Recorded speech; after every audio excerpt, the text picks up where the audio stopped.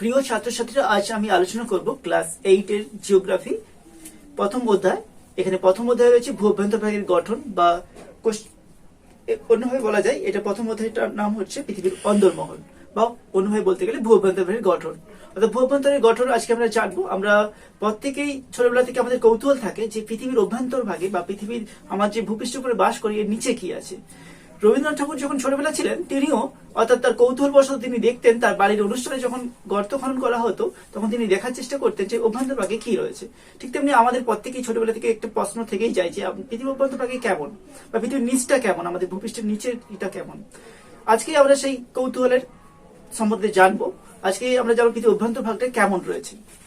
আমরা এর আগে আমরা পড়েছি যে পৃথিবী কেমন ছিল। একসময় জ্বলন্ত আগ্নেয় গ্যাসীয় পিণ্ড ছিল, সেখান থেকে পৃথিবী তাপ বিকিরণ করে পৃথিবীর বহির্ভাগটা শীতল হয়ে পড়ে, কিন্তু অভ্যন্তর ভাগটা অর্থাৎ উত্তপ্ত গরম এখনো রয়ে গেছে। আমরা যদি দেখি, আমরা তরমুজ প্রায় সবাই দেখেছি, আমরা তরমুজের উপরিভাগটা যেমন সবুজ, তার পরের স্তরটা যেমন সাদা, তার অভ্যন্তরের স্তরটা যেমন গাঢ় লাল রঙের, ঠিক তেমনি পৃথিবীর অভ্যন্তর ভাগটাও ঠিক তেমনি। পৃথিবীর অভ্যন্তর ভাগে এরকম উত্তপ্ত গরম, বাইরের পাশটা আমাদের সবুজ পৃথিবী, কিন্তু তার অভ্যন্তর ভাগটা প্রচন্ড উত্তপ্ত এবং প্রচন্ড গরম।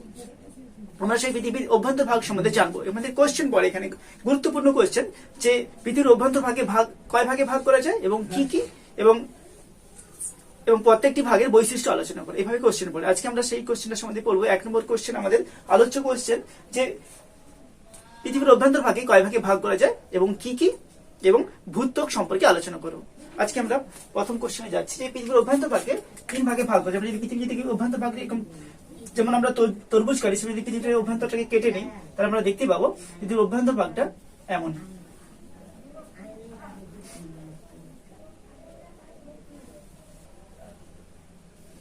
অভ্যন্তর ভাগে 3 ভাগে ভাগ করা যায়। একটা উপরেরটা হচ্ছে ভূত্বক, নিচে তারপরটা হচ্ছে গুরুমণ্ডল, তারপরটা হচ্ছে কেন্দ্রমণ্ডল। এই ভূত্বকের এটা হচ্ছে ভূত্বক, এটা হচ্ছে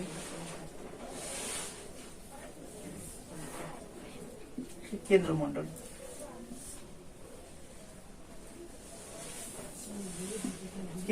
আমরা এই 3 ভাগে ভাগ করা যায়। তাহলে আমরা জানলাম যে পৃথিবীর অভ্যন্তর ভাগে কয় ভাগে ভাগ করা যায়। পৃথিবীর অভ্যন্তর ভাগে 3 ভাগে ভাগ করা যায়, হচ্ছে ভূত্বক, তারপর হচ্ছে গুরুমণ্ডল, তারপর হচ্ছে কেন্দ্রমণ্ডল। আজকে আমরা প্রথম কোশ্চেন করবো যে ভূত্বক কাকে বলে এবং ভূত্বকের বৈশিষ্ট্যগুলি আলোচনা করব। ভূত্বক কাকে বলে? আমরা পৃথিবীর উপরে আমরা প্রত্যেকেই সবাই বাস করি। পৃথিবীর উপরিপৃষ্ঠে যে শক্ত কঠিন আবরণ যা পৃথিবীকে মুড়ে রেখেছে তাকে বলা হচ্ছে ভূত্বক বা শিলামণ্ডল বলা হয়েছে। আবার বলছি, ভূত্বক কাকে বলে? পৃথিবীর উপরিপৃষ্ঠে যে শক্ত কঠিন আবরণটা রয়েছে তাকে শিলামণ্ডল বা ভূত্বক বলে। অন্যভাবে যদি আমরা ঘুরিয়ে একটু বলি যে পৃথিবী একসময় উত্তপ্ত জ্বলন্ত গ্যাসীয় পিণ্ড ছিল, তাপ বিকিরণ করে পৃথিবীর উপরিভাগটা শীতল হয়ে পড়ে এবং শীতল হয়ে যে শক্ত কঠিন আবরণের সৃষ্টি করেছে তাকে বলা হচ্ছে ভূত্বক বা শিলামণ্ডল। আমরা ভূত্বকের বৈশিষ্ট্য জানবো। 1 নম্বর বৈশিষ্ট্যতে দেওয়া আছে গভীরতা। ভূত্বকের গভীরতা অর্থাৎ সর্বত্র সমান নয়। এখানে দেখো আমাদের ভূত্বক কোথাও পর্বত থাকে, কোথাও আবার সমুদ্র থাকে। যেখানে পর্বত সেখানে গভীরতাটা একটু বেশি হবে। এখানে দেখতে পাচ্ছি গভীরতা অনেকটা বেশি, আর এখানে দেখো ভূত্বকের গভীরতা অনেকটা কম। তাহলে ভূত্বকের গভীরতা যে স্থলভাগে বা মহাদেশ, এটা তো মহাদেশ, এটা মহাসাগর, এই মহাদেশে এটা 60 কিমি, আর এটা মহাসাগর, এটা 5 কিমি। তাই জন্য ভূত্বকের গড় গভীরতা হচ্ছে ভূত্বকের গড় গভীরতা 30 কিমি। ঠিক আছে, আর বলবে যে ভূত্বকের গভীরতা কত? যে ভূত্বকের মহাদেশের গভীরতা 60 কিমি এবং মহাসাগরের গভীরতা হচ্ছে 5 কিমি, এর গড় গভীরতা 30 কিমি। তারপরে বৈশিষ্ট্য দেওয়া আছে উপাদান, অর্থাৎ ভূত্বকে কি কি উপাদান নিয়ে গঠিত। ভূত্বকে আমাদের 1 নম্বর উপাদান, আমরা ভূত্বকে শিলামণ্ডলের সঙ্গে O2 বা অক্সিজেন তো রয়েছেই, ঠিক আছে, অক্সিজেন। তার সঙ্গে রয়েছে ভূত্বকে রয়েছে কি? ভূত্বকে সিলিকন Si, সিলিকন, আর হচ্ছে ম্যাগনেসিয়াম আর অ্যালুমিনিয়াম Al। ঠিক আছে, অর্থাৎ ভূত্বক প্রধানত এই 4টি উপাদান রয়েছে, হচ্ছে অক্সিজেন, হচ্ছে সিলিকন, আর অ্যালুমিনিয়াম আর ম্যাগনেসিয়াম। এই উপাদানগুলি নিয়ে গঠিত। আমাদের আবার বলছি যে ভূত্বকের সিলিকন হচ্ছে Si সংকেত, আর ম্যাগনেসিয়ামের সংকেত Mg, আর অ্যালুমিনিয়ামের সংকেত Al। তারপরের বৈশিষ্ট্য দেওয়া আছে ভূত্বকের উষ্ণতা। ভূত্বকের উষ্ণতা অর্থাৎ বিভিন্ন ভূত্বকের আমরা যদি উষ্ণতা দেখি, উষ্ণতা হচ্ছে গড় উষ্ণতা 15°C ভূত্বকের। তারপরে আমরা চলে যাই ভূত্বকের ঘনত্ব। আগে আমাদের ঘনত্ব বিষয়টা কি সেটা আমাদের জেনে নেওয়া উচিত। এই ঘনত্ব কাকে বলে? যে কোনো একক আয়তনের পদার্থ, কোন একক আয়তনের পদার্থের যে পরিমাণ ওজন আছে, মানে কোন একক আয়তনের পদার্থের যে পরিমাণ ওজন আছে তাকে ওই পদার্থের ঘনত্ব বলে। যদি আমরা দেখি এটা একই আয়তনে, ধরো আমরা একই আয়তনে আমরা লোহা নিলাম, ঠিক আছে, লোহা নিলাম, অ্যালুমিনিয়াম নিলাম, লোহার সঙ্গে আর আমরা অর্থাৎ নিকেল নিলাম, ঠিক আছে। আমরা নিকেল নিলাম, অর্থাৎ আমরা যদি লোহা অ্যালুমিনিয়াম আর নিকেল নেই, লোহা অ্যালুমিনিয়াম আর যদি নিকেল নেই, তাহলে আমরা দেখতে পাবো দেখো লোহার ভাগটা বেশি, এই একই আয়তনের হলে বেশি হবে, আর কিছু অ্যালুমিনিয়ামের ঘনত্ব আরো কম হবে, হালকা হবে, আর নিকেলটা আর একটু লোহার থেকে হালকা হবে। এখানে একটু ভুল হয়ে গেছে, আমরা যদি লোহা নিকেল আর সঙ্গে অ্যালুমিনিয়াম নেই, ঠিক আছে, লোহা নিকেল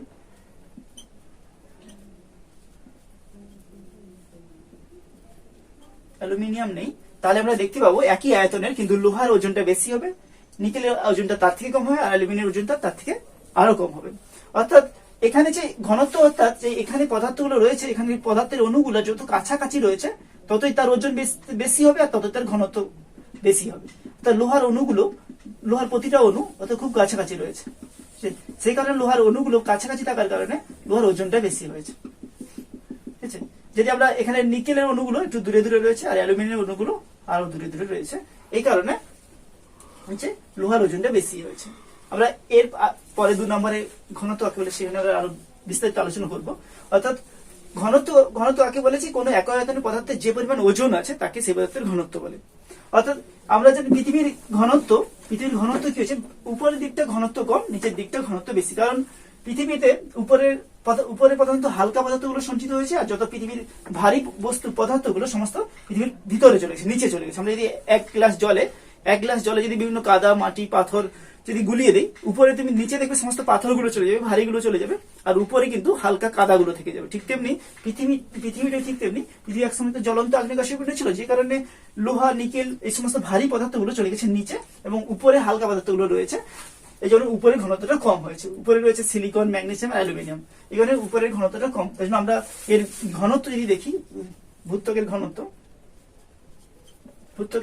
হচ্ছে 2.2 থেকে 2.9 গ্রাম পার ঘন সেমি, অর্থাৎ 2.2 থেকে 2.9 গ্রাম পার ঘন সেমি। অর্থাৎ তুমি যদি না এটা মনে রেখে তুমি যদি বলো 3 গ্রাম পার ঘন সেমি, এটাও বললে ঠিক দিবে, ঠিক আছে। আমরা বুঝতে পারলাম নিশ্চয় ঘনত্বটা। তারপরে রয়েছে আমাদের কি শিলা। আমরা প্রত্যেকেই দেখতে পাই যে ভূপৃষ্ঠের উপরে কি কি শিলা দেখতে পাই। আমরা শিলা 7 এ পড়েছিলাম, শিলাকে প্রধানত 3 ভাগে ভাগ করেছে। এটা হচ্ছে পাললিক শিলা, আর এটা হচ্ছে আগ্নেয় শিলা, এটা হচ্ছে রূপান্তরিত শিলা। অর্থাৎ একটা হচ্ছে আগ্নেয় শিলা, এটা হচ্ছে পাললিক শিলা, রূপান্তরিত শিলা। এই 3টে শিলা দেখতে পাই আমরা ভূত্বকের উপরে। ঠিক এই 3টেই শিলা দেখতে পাই, যে আগ্নেয় শিলা, পাললিক শিলা, রূপান্তরিত শিলা। তারপর কিছু এখানে উপস্তর। আমাদের এই ভূত্বকটাকে অর্থাৎ 2টি ভাগে ভাগ করা যায়। এই ভূত্বকটাকে আমাদের 2টি ভাগে ভাগ করা যায়। আমাদের এই ভূত্বকটাকে প্রধানত 2টি ভাগে ভাগ করা যায়। একটা হচ্ছে কি এই উপরের ভূত্বক, এটা হচ্ছে উপরে রয়েছে উপরের ভূত্বক, এটা নিচের ভূত্বক। এই উপরের ভূত্বকের নাম দেওয়া হয়েছে কি, হচ্ছে মহাদেশীয় ভূত্বক। কারণ এটা উপরেটা দেখো স্থলভাগে থাকে, আর নিচের ভূত্বকটার নাম দেওয়া হয়েছে মহাসাগরীয় ভূত্বক। এটা দেখো জলভাগের নিচে থাকে, তাই জন্য এটা হচ্ছে মহাদেশীয় ভূত্বক। মহাদেশীয় ভূত্বক। আর এটা হচ্ছে মহাসাগরীয়, মহাসাগরীয় ভূত্বক। তাহলে আমরা বুঝতে পেরেছি ভূত্বককে প্রথমত 2টি ভাগে ভাগ করেছে। একটা হচ্ছে মহাদেশীয় ভূত্বক, যেটা স্থলভাগে থাকে, আর যেটা জলভাগের নিচে থাকে সেটা মহাসাগরীয় ভূত্বক। এই 2টো ভাগে ভাগ করা যায়। এই ভূত্বককে 2টো ভাগে ভাগ করা গেলে এই ভূত্বককে আবার অন্য নামে ডাকা হয়ে থাকে। মহাদেশীয় ভূত্বককে ডাকা হয়ে থাকে কি, শিয়াল নামে ডাকা হয়ে থাকে, আর মহাসাগরীয় ভূত্বককে ডাকা হয়ে থাকে সীমা নামে ডাকা হয়ে থাকে। এবার বলবে স্যার কেন এটা ডাকা হয়ে থাকে? কারণ মহাদেশীয় ভূত্বককে কারণ শিয়াল নামে ডাকা হয়ে থাকে, কারণ এতে কিসের উপাদান বেশি রয়েছে? এখানে সিলিকন আর অ্যালুমিনিয়ামের প্রাধান্য রয়েছে। দেখো সিলিকনের SI আর অ্যালুমিনিয়ামের Al যোগ করলে কি হয়, সিয়াল নাম হয়, ঠিক আছে। আর এই মহাসাগরীয় ভূত্বকে সীমা কেন হয়েছে, এতে রয়েছে কি সিলিকন যুক্ত ম্যাগনেসিয়াম। দেখো সিলিকনের হচ্ছে SI আর ম্যাগনেসিয়ামের Mg। আমরা ম্যাগনেসিয়ামের Mgটাকে বাদ দিয়ে ম্যাগনেসিয়ামের যদি Ma করে দিই তাহলে কি হবে, সিলিকনের SI আর ম্যাগনেসিয়ামকে যদি আমরা Mg না করে Ma করি তাহলে তাহলে হচ্ছে C আর Ma কি সীমা হয়ে যায়, বোঝা গিয়েছে। অর্থাৎ মহাদেশীয় ভূত্বককে বলা হয়েছে সিয়াল আর মহাসাগরীয় ভূত্বককে বলা হয়েছে সীমা। এবার মনে রাখার একটা সুবিধা কৌশল হচ্ছে যে আমরা মহাদেশীয় ভূত্বকে যে সিয়াল বলে এবং মহাসাগরীয় ভূত্বকে সীমা বলে, এর মনে রাখার একটা সহজ কৌশল হচ্ছে, এটা নিয়ে হাসাহাসি করে না, কিন্তু আমার মনে হয় এটা অনেকটা সহজ ইজি প্রসেস। যে আমরা প্রত্যেকেই শিয়াল একটা আমরা পশু দেখেছি, এই শিয়ালটা কোথায় চলে, শিয়ালটা প্রথমত স্থলভাগের উপরেই থাকে না, স্থলভাগের উপরেই মানে বসবাস করে, তাই জন্য স্থলভাগ অর্থাৎ মহাদেশীয় ভূত্বকটা শিয়াল মনে থাকবে। আর সীমা, যে সীমাতে আমরা সিমাই খাই প্রত্যেকেই জানি, যে সিমাই যে এতে জল দুধ দিয়ে রান্না হয়, সে কারণে এটা সিমাই, এটা জলভাগ, যেন মহাসাগরীয় ভূত্বকে আমরা সীমায়ের সঙ্গে সংযুক্ত করে সীমা বলে মনে রাখবো, বুঝা গিয়েছে। আরো একটা এখানে এখানে শর্ট কোশ্চেন পড়ে, এই মহাদেশীয় ভূত্বক শিয়ালটা কোন শিলা দ্বারা গঠিত, শিয়ালটা হচ্ছে গ্রানাইট শিলা দ্বারা গঠিত, শিয়ালটা হচ্ছে গ্রানাইট শিলা দ্বারা গঠিত, গ্রানাইট শিলা দ্বারা গঠিত। আর এই সীমাটা হচ্ছে ব্যাসল্ট শিলা দ্বারা গঠিত, সীমাটা হচ্ছে ব্যাসল্ট শিলা দ্বারা গঠিত। এটা মনে রাখার আরেকটা সহজ কৌশল, যে শিয়ালটা যে গ্রানাইট শিলা দ্বারা গঠিত, কারণ শিয়াল তো স্থলভাগে বাস করে, আর আমাদের গ্রামগুলো তো স্থলভাগের উপরে, মহাদেশের উপরেই থাকে, তাই জন্য মহাদেশীয় ভূত্বক অর্থাৎ শিয়াল অর্থাৎ মহাদেশীয় ভূত্বক মানে স্থলভাগের উপরে গ্রামগুলো থাকে, তাই জন্য গ্রামের গয়রফলা, সেজন্য আমরা দেবো গ্রানাইট শিলাটা অর্থাৎ মহাদেশীয় ভূত্বকে থাকে। আর সীমাটা তার বিপরীতটা, অর্থাৎ সীমাতে ব্যাসল্ট শিলা থাকে। নিশ্চয়ই বোঝা গিয়েছে। এখান থেকে 2 নম্বরের কোশ্চেন চাই যে শিয়াল কাকে বলে, সীমা কাকে বলে। আমি আবার বলছি, শিয়াল কাকে বলে, যে আমরা ভূত্বককে প্রধানত 2 ভাগে ভাগ করা যায়, একটা হচ্ছে শিয়াল, সীমা। শিয়াল কাকে বলে, ভূত্বকের উপরি অংশকে মহাদেশীয় ভূত্বককে শিয়াল বলে, কারণ এতে সিলিকন আর অ্যালুমিনিয়াম বেশি আছে বলে একে শিয়াল বলে। আর মহাসাগরীয় ভূত্বককে সীমা বলে, কারণ এতে সিলিকন আর ম্যাগনেসিয়াম বেশি রয়েছে বলে এর নাম একে সীমা বলে। এবার বলবে যে পার্থক্য বলবে যে শিয়াল প্রধানত গ্রানাইট শিলা দ্বারা গঠিত, সীমা ব্যাসল্ট শিলা দ্বারা গঠিত। শিয়ালে রয়েছে সিলিকন এবং অ্যালুমিনিয়াম, আর সীমাতে রয়েছে সিলিকন আর ম্যাগনেসিয়াম, বুঝে গিয়েছে এটা। তারপরের পয়েন্ট রয়েছে কি, যে বিযুক্ত রেখা অর্থাৎ এই শিয়াল সীমার মাঝখান দিয়ে কি বিভাজন রেখা বা বিযুক্তি রেখা গিয়েছে। আমরা বিযুক্তি রেখা কাকে বলে সেটা 2 নম্বরে আলোচনা করবো, এখানে আর আলোচনা করছি না, জড়িয়ে যেতে পারে। আমরা এখানে এই শিয়াল সীমার মাঝ দিয়ে গিয়েছে কি কনরাডো বিযুক্ত রেখা, শিয়াল সীমার মাঝে গিয়েছে কি কনরাডো বিযুক্ত রেখা গিয়েছে।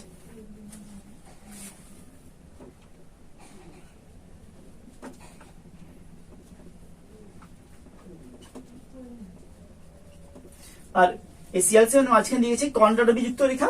আমাদের এটা ভূত্বক এবং এটা গুরুমণ্ডল, এই ভূত্বক আর গুরুমণ্ডলের মাঝ দিয়ে গিয়েছে কোন বিযুক্ত রেখা, যে মোহরভিষিক বিযুক্ত রেখা বা মোহ বিযুক্ত রেখা বলতে পারো, বা মোহরভিষিক।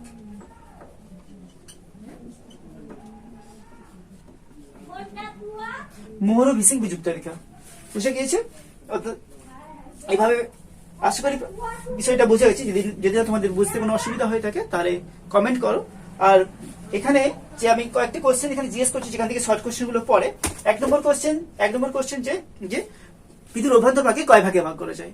তাহলে তোমরা এই ভিডিওটা দেখলে যে পৃথিবীর অভ্যন্তর ভাগে কয় ভাগে ভাগ করা যায়, 3 ভাগে ভাগ করা যায়। একটা হচ্ছে ভূত্বক, গুরুমণ্ডল, আর একটা কেন্দ্রমণ্ডল। তারপরে কোশ্চেন এখান থেকে আসতে পারে যে ভূত্বকের গড় গভীরতা কত। ভূত্বকের গড় গভীরতা আমরা পড়েছিলাম যে মহাদেশীয় ভূত্বকের গভীরতা 60 কিমি আর মহাসাগর ভূত্বকের গভীরতা 5 কিমি। মহাসাগরের ভূত্বকের গভীরতা 5 কিমি আর মহাদেশীয় ভূত্বকের গভীরতা 60 কিমি, অর্থাৎ গড় গভীরতা 30 কিমি। তারপরে এখানে কোশ্চেন আসতে পারে যে ভূত্বক কি কি উপাদান নিয়ে গঠিত। ভূত্বক প্রধানত অক্সিজেন, সিলিকন, অ্যালুমিনিয়াম আর ম্যাগনেসিয়াম দিয়ে গঠিত।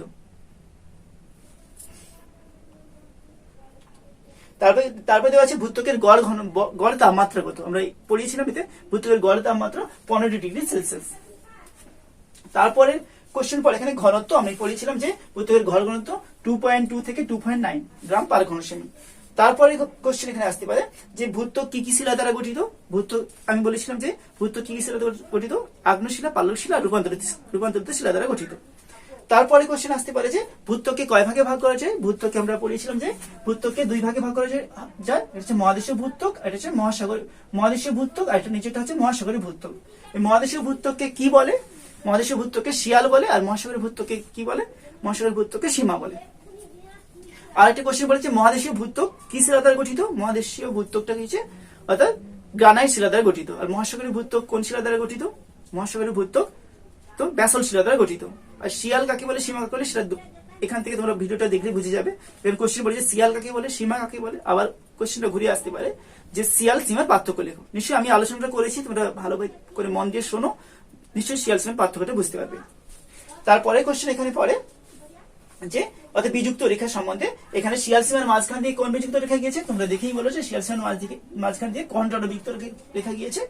আর এটা আমাদের ভূত্বক আর গুরুমণ্ডল, এই ভূত্বক গুরুমণ্ডলের মাঝখান দিয়ে কোন বিযুক্ত রেখা গেছে? মোহ বিযুক্ত রেখা, বা ওটাকে মোহরভিষিক বলতে পারো। মোহরভিষিক, সেটাকে শর্ট নাম মোহ বিযুক্ত রেখা। নিশ্চয়ই বুঝতে পেরেছো?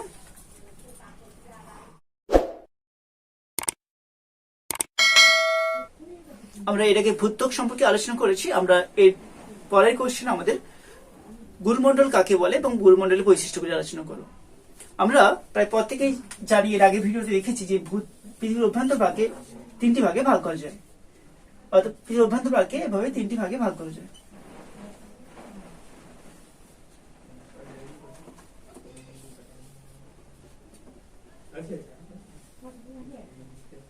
আমরা এটা ভূত্বক, এটা গুরুমণ্ডল,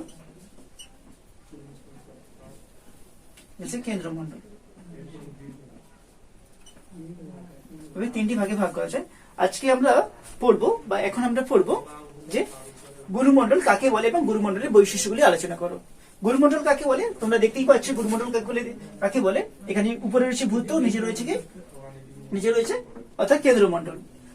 বলবো যে আমরা যে ভূত্বকের নিচে এবং কেন্দ্রমণ্ডলের উপরে, ভূত্বকের নিচে এবং কেন্দ্রমণ্ডলের উপরে যে স্তরটি রয়েছে তাকে বলা আছে কি? গুরুমণ্ডল। অন্যভাবে বলতে গেলে আমরা যে ভূত্বকের নিচে এবং কেন্দ্রমণ্ডলের উপরে অর্থাৎ 2900 কিমি গভীরতা পর্যন্ত বিস্তৃত ভূভ্যন্তরের স্তরটি হলো অর্থাৎ গুরুমণ্ডল। আবার বলবে কি? ভূত্বকের নিচে এবং কেন্দ্রমণ্ডলের উপরে ভূভ্যন্তরে 2900 কিমি পর্যন্ত বিস্তৃত স্তরটি হলো গুরুমণ্ডল। গুরুমণ্ডল সম্পর্কে আমরা আলোচনা করব এবং গুরুমণ্ডলের বৈশিষ্ট্যগুলি আজকে আমরা পড়ব। গুরুমণ্ডলের 1 নম্বর বৈশিষ্ট্য কি? এখানে গভীরতা। গভীরতা আমরা এর আগে পড়েছিলাম যে ভূত্বকের গভীরতা কোথাও 60 কিমি এই স্থলভাগে বা মহাদেশে 60 কিমি, আর জলভাগে এখানে 5 কিমি, এর জন্য গড়ে 30 কিমি। ঠিক আছে, গড়ে 30 কিমি। তাহলে আমরা যে গভীরতা, ভূত্বকের গভীরতা আমরা জেনেছিলাম এর আগের কোশ্চেনে। আমরা এর গভীরতা অর্থাৎ গুরুমণ্ডলের গভীরতা আমরা দেখতেই পাচ্ছি যে ভূত্বকের নিচ থেকে একেবারে 2900 কিমি পর্যন্ত বিস্তৃত। তারপরে কোশ্চেন লেখা রয়েছে উপাদান। তারপরে পয়েন্ট রয়েছে কি? উপাদান। দেখো এখানে উপাদান রয়েছে কি? আমরা এর আগে আমরা ভূত্বকের উপাদান জেনেছিলাম কি? সিলিকন, অ্যালুমিনিয়াম, আর কি হচ্ছে ম্যাগনেসিয়াম। এই 3টে উপাদান প্রধানত, তার সঙ্গে অক্সিজেন ছিল। ঠিক আছে, আর এখানকার উপাদান, ঠিক আছে, আমরা যে ক্রোমিয়াম, ঠিক আছে, লোহা, ঠিক আছে, নিকেল, আর কি রয়েছে সিলিকন আর ম্যাগনেসিয়াম। আচ্ছা, এই উপাদানগুলো। আবার বলছি সিআরও সংকেত হয়েছে, সরি সিআরও না, এটা হচ্ছে সিআর এর সংকেত, এটা হচ্ছে ক্রোমিয়ামের সংকেত সিআর, আর লোহার সংকেত এফি, আর নিকেলের সংকেত এনআই, আর সিলিকনের সংকেত এসআই, আর ম্যাগনেসিয়ামের সংকেত এমজি। আবার বলছি গুরুমণ্ডলের উপাদানগুলো কি কি নিয়ে গঠিত? যে ক্রোমিয়াম, লোহা, নিকেল, সিলিকন, ম্যাগনেসিয়াম। তারপর এখানে কি হয়েছে? উষ্ণতা। আমাদের এখানে পৃথিবীর অভ্যন্তরভাগে যত যাওয়া যায়, পৃথিবীর অভ্যন্তরভাগটা পরপর উষ্ণতা বাড়তে থাকে। এখানকার উষ্ণতা যে 2000 ডিগ্রি সেলসিয়াস থেকে 3000 ডিগ্রি সেলসিয়াস, 2000 ডিগ্রি সেলসিয়াস থেকে 3000 ডিগ্রি সেলসিয়াস। অর্থাৎ ভূভ্যন্তরে আমরা যত নিচে যেতে থাকবো উষ্ণতা বাড়তে থাকে, যেতে কত 2000 ডিগ্রি সেলসিয়াস থেকে 3000 ডিগ্রি সেলসিয়াস এখানকার উষ্ণতা বিরাজ করে। তারপরে এখানকার ঘনত্ব, আমরা এর ঘনত্ব কাকে বলে এর আগের কোশ্চেনে পড়িয়েছিলাম, তো আরপরে বলছি ঘনত্ব কাকে বলে, যে কোনো একক আয়তনের পদার্থের যে পরিমাণ ওজন আছে তাকে ওই পদার্থের ঘনত্ব বলে। অর্থাৎ এখানকার ঘনত্ব আমরা জানি, এই ভূত্বকটা উপরে ঘনত্বটা কম। আমরা আগেই উদাহরণ দিয়ে বলেছিলাম যে এক গ্লাস জলে যদি কাদা, বালি, পাথর এগুলো নড়ি যদি যদি ভাসিয়ে গুলিয়ে দেয়, কিছুক্ষণ পর অর্থাৎ বড় প্রস্তরখণ্ডগুলো নিচে পড়ে যাবে আর হালকা কাদাগুলো উপরে থাকবে। ঠিক তেমনি পৃথিবী যখন জ্বলন্ত গ্যাসের পিণ্ড ছিল তখন ভারী পদার্থগুলো নিচে চলে যায় এবং হালকা পদার্থগুলো উপরে চলে আসে, উপরে ভেসে থাকে। সে কারণে উপরটা হালকা, নিচটা ভারী। আমরা এখানে দেখেছিলাম ভূত্বকের গভীরতা দেখেছিলাম যে 2.2 থেকে 2.9 গ্রাম পার ঘন সেমি। কিন্তু আমরা এই গুরুমণ্ডলের ঘনত্ব জানবো। ঘনত্ব কত? এখানে গুরুমণ্ডলের ঘনত্ব আছে কি 4.3 থেকে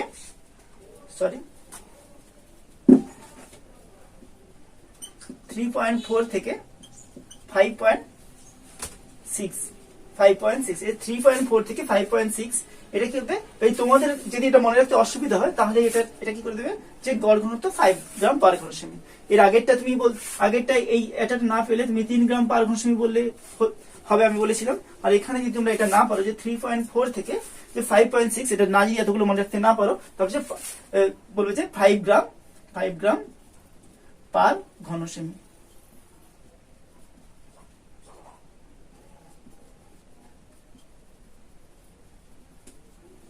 এটাও বললে ঠিক দিবে। তারপরে পয়েন্ট রয়েছে কি, যে উপস্তর, অর্থাৎ এই গুরুমণ্ডলকে কয় ভাগে ভাগ করা যায়। গুরুমণ্ডলকেও আমরা ভূত্বকের ন্যায় একেও আমরা দুটি ভাগে ভাগ করতে পারি। ভূত্বকের ন্যায় এটাকে আমরা 2 ভাগে ভাগ করতে পারি। এটাকে আমরা দুটি স্তরে ভাগ করতে পারি। আমরা দুটি স্তরের নাম কি, এটা দেখো উপরের গুরুমণ্ডল, এটা হচ্ছে ভিতরের গুরুমণ্ডল। বলছে ঊর্ধ্ব গুরুমণ্ডল আর নিম্ন গুরুমণ্ডল। আমরা এটা বলতে পারি যে আমরা ঊর্ধ্ব গুরুমণ্ডল আর নিম্ন গুরুমণ্ডল এটা বলতে পারি, অথবা বলতে পারি যে বহিঃগুরুমণ্ডল, অন্তঃগুরুমণ্ডল। ঠিক আছে, যে আমরা এটা যদি আমরা বহিঃগুরুমণ্ডল বলতে আমরা বলবো কি বহিঃগুরুমণ্ডল। আমরা এটাকে বলবো কি অন্তঃগুরুমণ্ডল।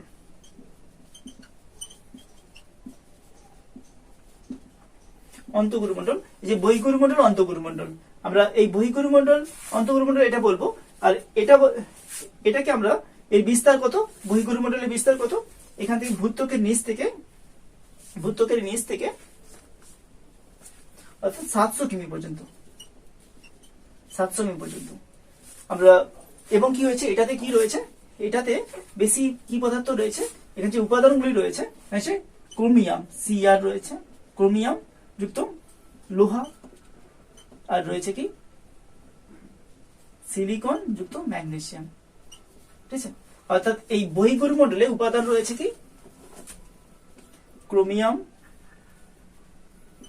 লোহা, সিলিকন, ম্যাগনেসিয়াম।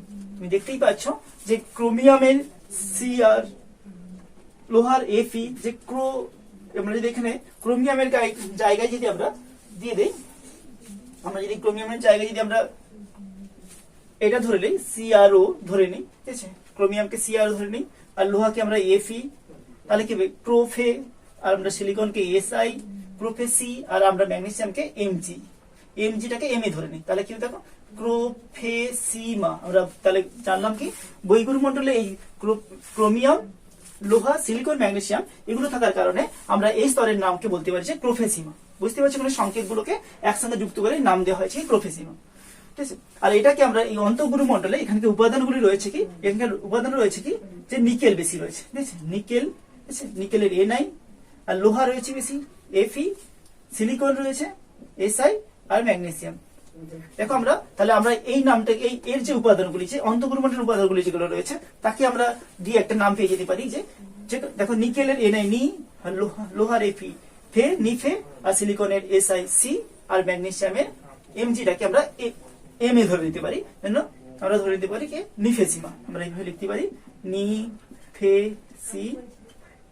ঠিক আছে, আমরা নাম পেয়ে গেলাম কি অন্তঃগুরুমণ্ডলের নাম পেয়ে গেলাম কি নিফেসিমা। তাহলে আমরা বুঝতে পারলাম বিষয়টা। তবে আমরা যদি কোশ্চেন আসে যে প্রোফেসিমা কাকে বলে, নিফেসিমা কাকে বলে, তাহলে আমরা বলবো যে গুরুমণ্ডলকে দুটি ভাগে ভাগ করা যায়, এটা হচ্ছে বহির্গুরুমণ্ডল, হচ্ছে অন্তঃগুরুমণ্ডল। যে বহির্গুরুমণ্ডলটা ভূত্বকের নিচ থেকে 700 কিমি পর্যন্ত গভীরতা পর্যন্ত গুরুমণ্ডলের বাইরের স্তরটাকে এখানে প্রধানত যে ক্রোমিয়াম, লোহা, সিলিকন, ম্যাগনেসিয়ামের প্রাধান্য বেশি থাকায় এই স্তরের নাম দেওয়া আছে ক্রোফেসিমা।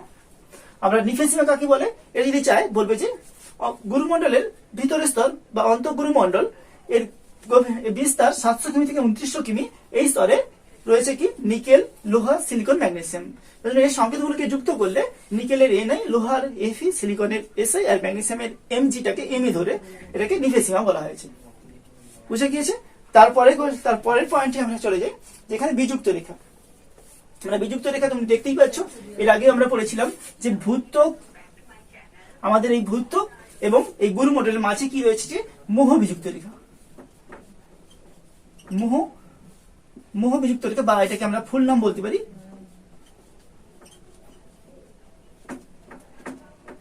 মোহরভিষিক বিযুক্ত রেখা, বিযুক্তি রেখা। আর আমরা এই যে গুরুমণ্ডল আর কেন্দ্রমণ্ডলের মাঝখানে রয়েছে কি গুটেনবার্গ বিযুক্ত রেখা, গুটেনবার্গ বিযুক্ত রেখা।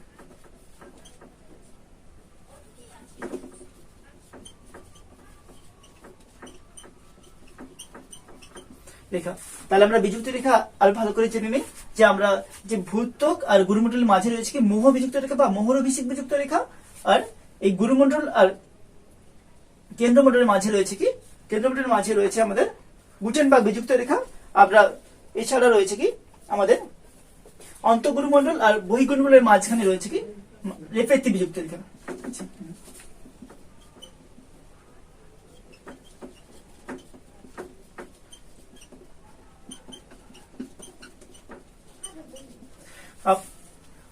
আবার বলি যে বহির্গুরুমণ্ডল এবং অন্তঃগুরুমণ্ডলের মাঝে রয়েছে রেফ্লেক্টিভ বিযুক্ত রেখা। একটু বিযুক্ত রেখা একটা ছবি এঁকে, খাতাতে একটা ছবি এঁকে সেই বিযুক্ত রেখাগুলো সাজিয়ে নিবে, তখন তোমরা আরো ভালোভাবে বুঝতে পারবে। আমি বিযুক্ত রেখা সম্বন্ধে একটা আলাদা ভিডিও বানাবো, সেখানে বিযুক্ত রেখার ছবি দিয়ে, অর্থাৎ সেটা তোমরা ভালো করে দেখবে।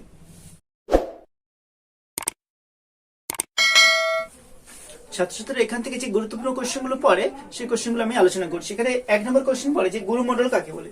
গুরুমণ্ডল কাকে বলে তখন কোশ্চেন করলে তুমি উত্তর দিবে কি, যে ভূত্বকের নিচে এবং কেন্দ্রমণ্ডলের উপরে এই মাঝখান যে স্তরটা রয়েছে এটাকে গুরুমণ্ডল বলে। এরপরে কোশ্চেন আসতে পারে যে গুরুমণ্ডলের গভীরতা কতটা। গুরুমণ্ডলের গভীরতা কত বলবে, যে ভূত্বকের নিচ থেকে একবারে 2900 কিমি গভীরতা পর্যন্ত বিস্তৃত এই স্তরটি। তাহলে বলবে যে ভূত্বকের নিচ থেকে 29 কিমি গভীরতা পর্যন্ত। তারপরে কোশ্চেন আসতে পারে যে ভূত্বকের উপাদানগুলি কি নিয়ে গঠিত, ভূত্বক কি কি উপাদান নিয়ে গঠিত। ভূত্বক কি কি উপাদান নিয়ে গঠিত আমরা এর আগে বলেছিলাম, যে ভূত্বক যে উপাদানগুলি প্রধানত এখানে আমরা দেখতে পাচ্ছ, যে আমরা যদি ক্রোফেসিমা, নিফেসিমা নামটা মনে রাখতে পারি, তাহলে উপাদানগুলো আমরা বলতে পারবো। আমি তো আগে লিখে দিচ্ছি উপাদানগুলো, যে ক্রোমিয়াম, লোহা, সিলিকন, আচ্ছা ম্যাগনেসিয়াম আর নিকেল, এই উপাদানগুলো নিয়ে গঠিত।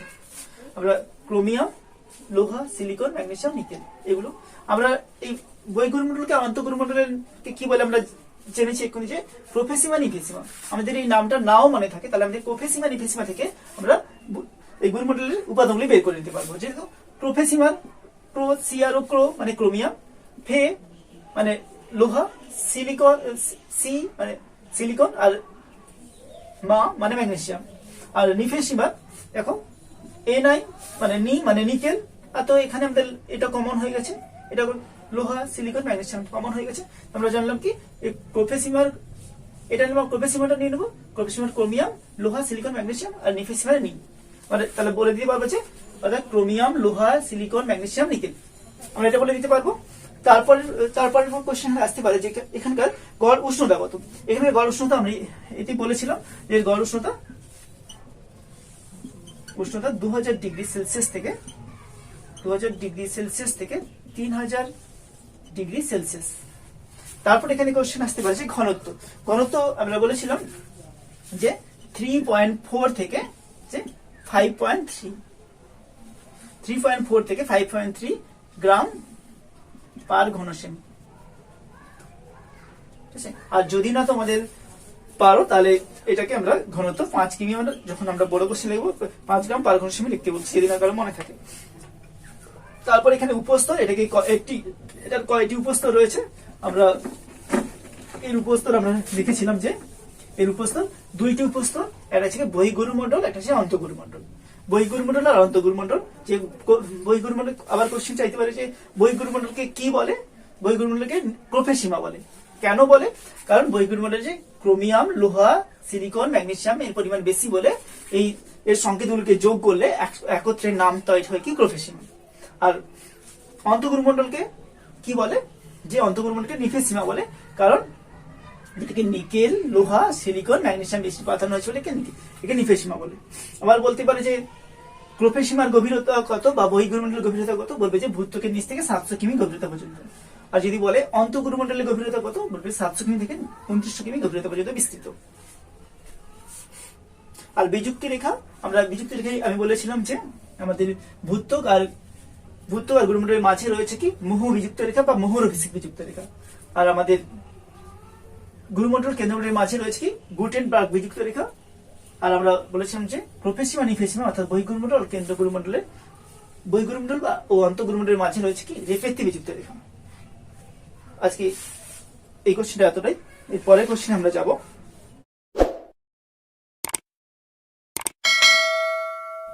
ছাত্রছাত্রীরা, এর আগে আমরা আলোচনা করেছি ভূত্বক এবং ভূত্বকের বৈশিষ্ট্য এবং গুরুমণ্ডল কাকে বলে এবং গুরুমণ্ডলের বৈশিষ্ট্য। এবার আমরা আলোচনা করব পৃথিবীর অভ্যন্তর ভাগের সব থেকে নিচের স্তর অর্থাৎ কেন্দ্রমণ্ডল। আমরা কেন্দ্রমণ্ডল কাকে বলে এবং কেন্দ্রমণ্ডলের বৈশিষ্ট্য নিয়ে আলোচনা করব। আমরা এর আগের ভিডিওতে আলোচনা করেছি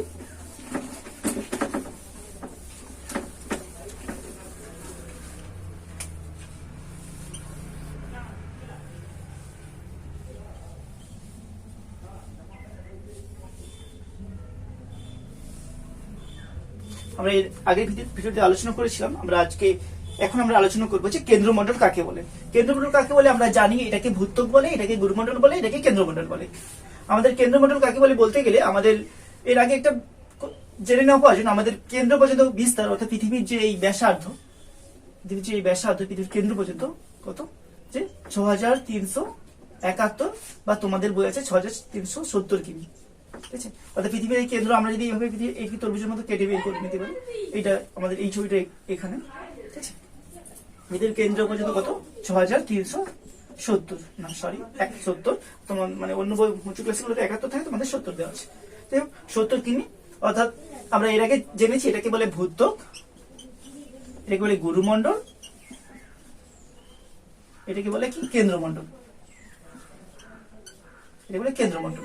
আমরা কেন্দ্রমণ্ডল কাকে বলে আমরা বলবো কিভাবে, যে কেন্দ্রমণ্ডল কাকে বলে বলতে কি আমরা বলবো যে গুরুমণ্ডলের নিচে এবং পৃথিবীর কেন্দ্র পর্যন্ত বিস্তৃত, যে গুরুমণ্ডলের নিচে পৃথিবীর কেন্দ্র পর্যন্ত বিস্তৃত এবং কেন্দ্রের চারিদিকে পৃথিবীর কেন্দ্রমণ্ডল পর্যন্ত বিস্তৃত, কেন্দ্রের চারিদিকে বেষ্টনকারী যে ভূভ্যন্তরের স্তরটি হলো অর্থাৎ কেন্দ্রমণ্ডল। আমরা আরো সহজভাবে বলতে গিয়ে আমরা এটা বলতে পারি যে গুরুমণ্ডলের নিচে এবং কেন্দ্রমণ্ডল বলবে যে গুরুমণ্ডল কাকে বলে, যে গুরুমণ্ডলের নিচ থেকে এবং পৃথিবীর কেন্দ্র পর্যন্ত বিস্তৃত যে স্তরটি রয়েছে তাকে বলা হচ্ছে কেন্দ্রমণ্ডল। অর্থাৎ কেন্দ্রমণ্ডলটা এখানে কেন্দ্রমণ্ডলের বৈশিষ্ট্য কি, কেন্দ্রমণ্ডলের বৈশিষ্ট্য জানতে কি আমরা জানবো যে 1 নম্বর বৈশিষ্ট্য হচ্ছে এর গভীরতা। গভীরতা দেখতেই পাচ্ছ, আমরা এর আগে দেখেছিলাম যে ভূত্বকের গভীরতা করে 30 কিমি, আর আমরা গুরুমণ্ডলের গভীরতা 2900 কিমি, 2900 কিমি। আর এখানে কত দেখতেই পাচ্ছ, তাহলে গভীরতা কত 2900 কিমি থেকে 6370 কিমি। তাহলে কেন্দ্রমণ্ডলের গভীরতা যে 2900 কিমি থেকে পৃথিবীর কেন্দ্র পর্যন্ত অর্থাৎ 6370 কিমি পর্যন্ত। তারপরের পয়েন্ট যে রয়েছে কি আমাদের যে উপাদান, এখানে রয়েছে কি, এখানে পৃথিবীর অভ্যন্তরে সব থেকে ভারী পদার্থগুলো রয়েছে। আমি এর আগেও বলেছিলাম যে পৃথিবীর সমস্ত ভারী পদার্থগুলো কি নিচে চলে গেছে এবং হালকা পদার্থগুলো অ্যালুমিনিয়াম, সিলিকন উপরে রয়ে গেছে। তাহলে পৃথিবীর অভ্যন্তরভাগে কেন্দ্রমণ্ডলে পৃথিবীর সব থেকে ভারী পদার্থগুলো এখানে অবস্থান করছে। এখানে কি নিকেল, ঠিক আছে, নিকেল আর লোহা, এই দুটো ভারী উপাদান এখানে অবস্থান করছে। ঠিক আছে, তাই জন্য এই স্তরটার নাম কি হচ্ছে, নিফে হয়েছে। 1 নম্বরের পরে কখন বা 2 নম্বরের পরে যে 1 নম্বরে বেশি বলে এটাকে বলেছে নিফে বলতে কি বোঝো। নিফে বলতে কি বলবে যে কেন্দ্রমণ্ডলে অর্থাৎ ভারী পদার্থ নিকেল আর লোহা রয়েছে, মানে কেন্দ্রমণ্ডলের প্রধান উপাদান নিকেল আর লোহা। এই কারণে নিকেলের এনই মানে নিকেলের এনআই আর লোহার এফি এ দুটোকে যোগ করে হয়েছে কি নিফে। দেখতে পাচ্ছ অর্থাৎ নিকেলের এনআই নি, লোহার এফি ফি, নিফে। এই জন্য এই স্তরটার নাম হয়েছে কি নিফে। তাহলে আমরা উপাদান পেয়ে গেলাম, এখানকার প্রধান উপাদান কি নিকেল আর লোহা। তারপরের পয়েন্টে রয়েছে কি আমাদের উষ্ণতা। এখানকার গড় উষ্ণতা কত? এখানে গড় উষ্ণতা 5000 ডিগ্রি সেলসিয়াস। উষ্ণতা এখানে কত? এখানে গড় উষ্ণতা পৃথিবীর অভ্যন্তর ভাগে যত যাওয়া যায় তত উষ্ণতা বাড়তে থাকে। আমি আগেই বলেছি উষ্ণতা 5000 ডিগ্রি সেলসিয়াস, ঠিক আছে? 5000 ডিগ্রি সেলসিয়াস এখানকার গড় উষ্ণতা। তারপরে পয়েন্টে রয়েছে কি আমাদের যে ঘনত্ব। এখানকার ঘনত্ব সব থেকে বেশি, পৃথিবীর এই ভারীটা সব থেকে বেশি। আমরা এর আগে ভিডিওতে আগের এসে বলেছি যে তোমরা দেখতে গিয়ে দেখবে যে আগে বলেছিলাম যে ঘনত্ব কাকে বলেছি, কোনো এক আয়তন পদার্থের যে পরিমাণ ওজন আছে তাকে সেই পদার্থের ঘনত্ব বলে। আমরা ঘনত্ব কাকে বলে আরো বিস্তারিত আলোচনা করবো 2 নম্বরে, কিন্তু ঘনত্ব কাকে বলছি এক আয়তন পদার্থের যে পরিমাণ ওজন আছে তাকে ঘনত্ব বলে। এবং আমরা বলেছিলাম যে 1 গ্লাস জলে যদি বালি পাথর কাদা গুলিয়ে দেওয়া হয় তাহলে ভারী পদার্থগুলো সবসময় নিচে চলে যায় এবং হালকা কাদা কণাগুলো উপরে থাকে। ঠিক তেমনি পৃথিবীর অভ্যন্তর ভাগেও, অর্থাৎ পৃথিবী যখন উত্তপ্ত জ্বলন্ত গ্যাসীয় পিণ্ড ছিল, তারপর যখন ঠান্ডা হতে শুরু করে তখন ভারী পদার্থগুলো সমস্ত নিচে চলে যায় এবং হালকা পদার্থগুলো উপরে থেকে যায়। তাই জন্য এখানকার পৃথিবীর কেন্দ্রমণ্ডলে গভীরতা কেন্দ্রমণ্ডলে অর্থাৎ ঘনত্ব সব থেকে বেশি। এখানকার ঘনত্ব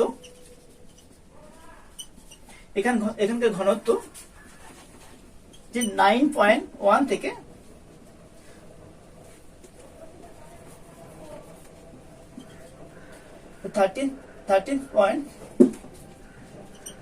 13.1 বা অর্থাৎ 9.1 থেকে অর্থাৎ 13.1 গ্রাম পার ঘনসেমি।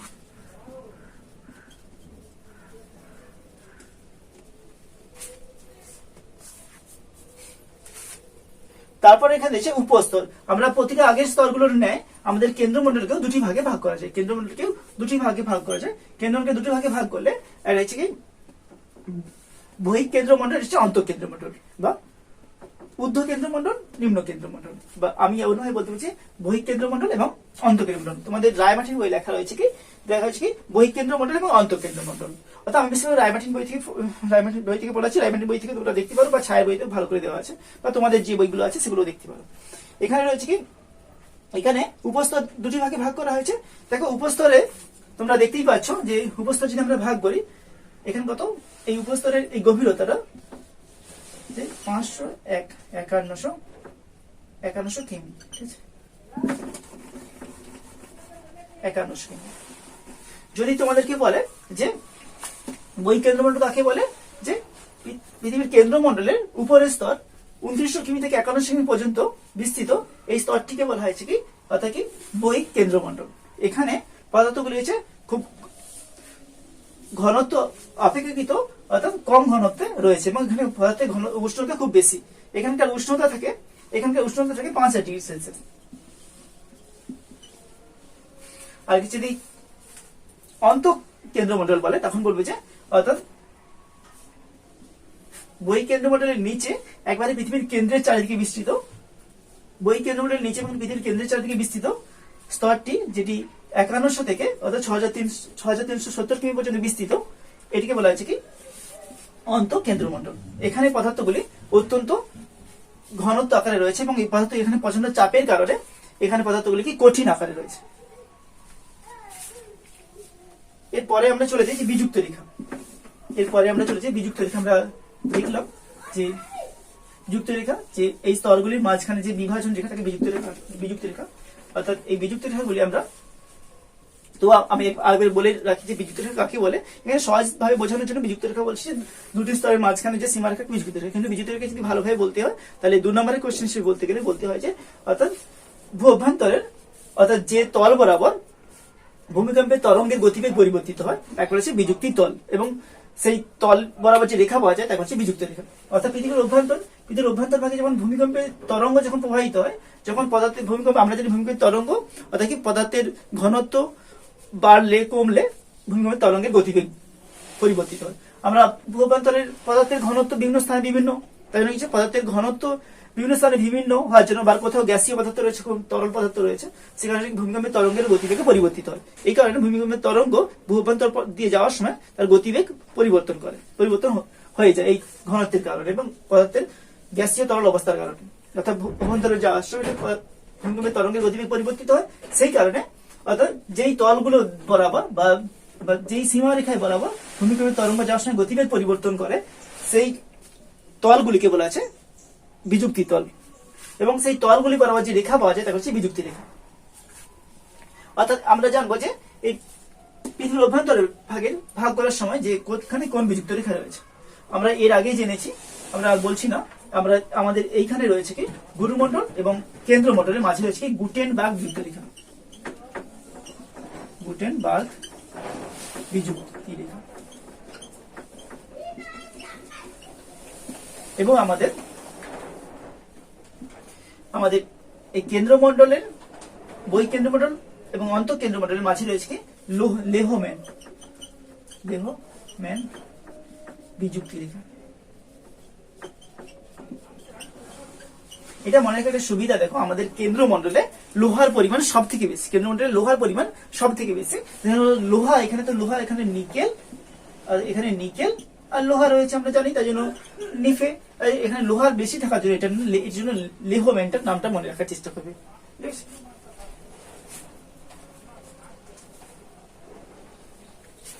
আজকে এই এতটাই। আমরা এই ভিডিও শেষে একটু আমরা জেনে নেবো যে এখান থেকে কি কি কোশ্চেন গুলো চায় পরীক্ষায়। যে 1 নম্বর কোশ্চেন চাইতে হচ্ছে কেন্দ্রমণ্ডল কাকে বলে। আমি বলেছি যে গুরুমণ্ডলের নিচে এবং পৃথিবীর কেন্দ্র পর্যন্ত বিস্তৃত যে স্তরটি রয়েছে তাকে বলা হচ্ছে কি কেন্দ্রমণ্ডল। এবং কেন্দ্রমণ্ডল এভাবে চাইতে হয়, অন্যভাবে বলতে গেলে যে অর্থাৎ গুরুমণ্ডলের নিচে এবং কেন্দ্রমণ্ডল পর্যন্ত বিস্তৃত এবং পৃথিবীর কেন্দ্রের চারিদিকে যে স্তরটি ঘিরে রেখেছে তাকে বলা হচ্ছে কি কেন্দ্রমণ্ডল। এবং কেন্দ্রমণ্ডলের চাইতে পারে গভীরতা কত? কেন্দ্রমণ্ডলের গভীরতা তোমরা দেখতেই পাচ্ছ যে 2900 কিমি থেকে 6370 কিমি বা 71 কিমি। তারপরে আমরা এখান থেকে আরেকটা কোশ্চেন চাইতে পারে যে উপাদান এখানে রয়েছে কি, এখানে প্রধান উপাদান হচ্ছে নিকেল আর লোহা।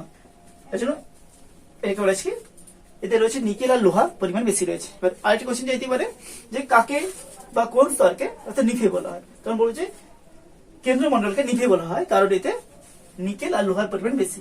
বা চাইতে পারে যে নিফে বলতে কি বোঝে, তখন বলবো যে কেন্দ্রমণ্ডলে প্রধান উপাদান হয়েছে নিকেল আর লোহা, তাই জন্য এই স্তরকে নিফে বলা হয়। তারপরে কোশ্চেন এখানে চাইতে পারে যে ঘন উষ্ণতা, এখানকার গড় উষ্ণতা কত? 5000 ডিগ্রি সেলসিয়াস। এখানকার গড় উষ্ণতা 5000 ডিগ্রি সেলসিয়াস। তারপরে কোশ্চেন চাইতে পারে যে এটি কয়টি ভাগে ভাগ করা যায়। এটাকে কয়টি ভাগে ভাগ করা যায় বলবে যে কেন্দ্রমণ্ডলকে 2টি ভাগে ভাগ করা যায়। একটা রয়েছে কি বহিঃকেন্দ্রমণ্ডল, এটা হচ্ছে অন্তঃকেন্দ্রমণ্ডল। বহিঃকেন্দ্রমণ্ডলের গভীরতা কত দেখতে পাচ্ছ? বহিঃকেন্দ্রমণ্ডলের 2900 থেকে 51 কিমি এবং অন্তঃকেন্দ্রের গভীরতা 51 থেকে অর্থাৎ 6371 কিমি। আবার কোশ্চেন চাইতে পারে যে বহিঃকেন্দ্রমণ্ডল এবং অন্তঃকেন্দ্রমণ্ডলের মাঝখান দিয়ে কোন রেখা গিয়েছে। আমি এক্ষুনি বলেছিলাম যে কেন্দ্রমণ্ডলের প্রধান উপাদান লোহা, তেমন এখানে বলবে যে অন্তঃকেন্দ্রমণ্ডল অর্থাৎ বহিঃকেন্দ্রমণ্ডল এবং অন্তঃকেন্দ্রমণ্ডলের মাঝখান দিয়ে গিয়েছে লেহম্যান বিযুক্ত রেখা।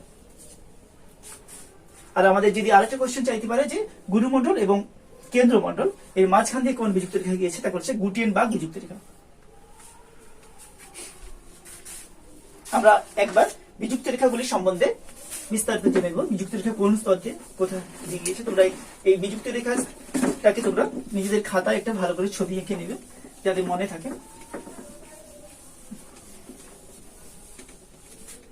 আমরা যদি পৃথিবীকে এখন যদি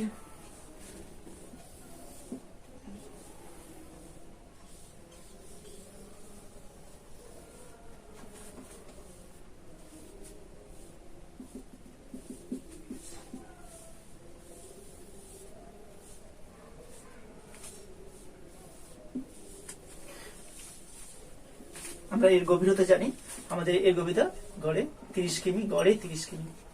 ঠিক আছে, আমরা এখানে জানি 2900 কিমি, এটা 6300, এটা আমাদের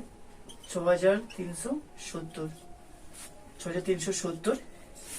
আর আমাদের এখান দিয়ে যে এটা আমরা ভূত্বক জানি সবাই, ভূত্বক, এটা আমরা কেন্দ্রমণ্ডল, সরি গুরুমণ্ডল, এটা হচ্ছে কেন্দ্রমণ্ডল।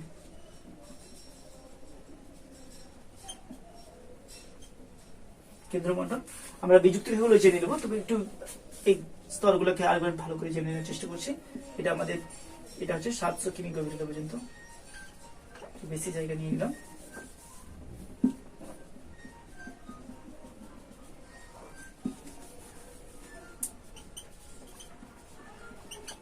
আমরা যে কেন্দ্রমণ্ডলকে দুটি ভাগে ভাগ করা হয়েছে, এখানে হচ্ছে 51 কিমি মাঝখানে।